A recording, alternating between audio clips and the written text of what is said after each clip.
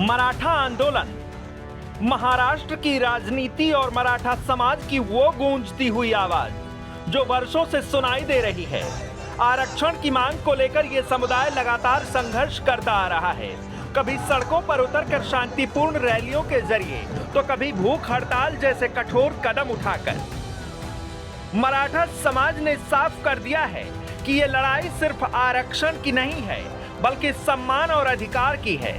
उनकी सबसे बड़ी मांग है कि शिक्षा और नौकरियों में भी उन्हें आरक्षण मिले और इसके लिए मराठाओं को ओबीसी वर्ग में कुणबी जाति की मान्यता दी जाए। यही संघर्ष धीरे धीरे एक विशाल आंदोलन का रूप ले चुका है, जिसकी कमान संभाल रखी है मनोज जरांगे ने। मनोज जरांगे पिछले एक साल से इस आंदोलन की सबसे मजबूत आवाज बन चुके हैं। उनका कहना है कि यह समुदाय का हक है और यह किसी भी कीमत पर मिलना चाहिए। इसी संकल्प के साथ उन्होंने 29 अगस्त को मुंबई के आजाद मैदान में एक और अनिश्चितकालीन भूख हड़ताल शुरू की है। यह उनका 7वां बड़ा आंदोलन है। जरांगे ने सरकार को सख्त चेतावनी दी है कि अगर उनकी मांगे जल्द नहीं मानी गई तो वो अगले 2 दिनों में पानी पीना भी छोड़ देंगे। उन्होंने इसे समाज की अंतिम लड़ाई बताया और सरकार से कहा कि मराठा समुदाय के धैर्य की परीक्षा मत लीजिए। जरांगे की इस पुकार के साथ सैकड़ों समर्थक भी मुंबई पहुंच चुके हैं।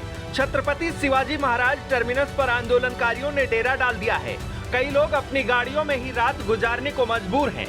इस बीच महाराष्ट्र सरकार ने वंशावली समितियों का कार्यकाल 30 जून 2026 तक बढ़ाने की घोषणा की है। ये समितियां उन मराठाओं को कुणबी जाति का प्रमाण पत्र देती हैं जो ओबीसी श्रेणी में आने का दावा करते हैं। लेकिन जरांगे का आंदोलन अचानक भड़का नहीं है। अगस्त 2023 में उन्होंने पहली बार जालना में भूख हड़ताल शुरू की थी।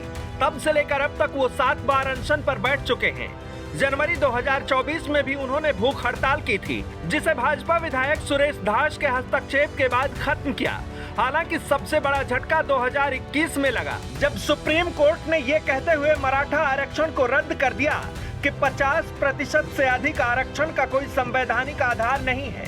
तभी से इस लड़ाई में कठिनाई और बढ़ गई और समाज का असंतोष लगातार गहराता चला गया। अब सबकी निगाहें टिकी हैं मुंबई के आजाद मैदान पर। क्या मनोज जरांगे का ये नया अनशन महाराष्ट्र सरकार को कठोर कदम उठाने पर मजबूर करेगा? क्या मराठा समाज को उनका आरक्षण मिलेगा या आंदोलन का ये सिलसिला और लंबा खिंच जाएगा? इसका जवाब आने वाले दिनों में ही मिलेगा। लेकिन इतना तय है कि मराठा आंदोलन अब एक निर्णायक मोड़ पर पहुंचता दिखाई दे रहा है। डेस्क रिपोर्ट, आज की खबर।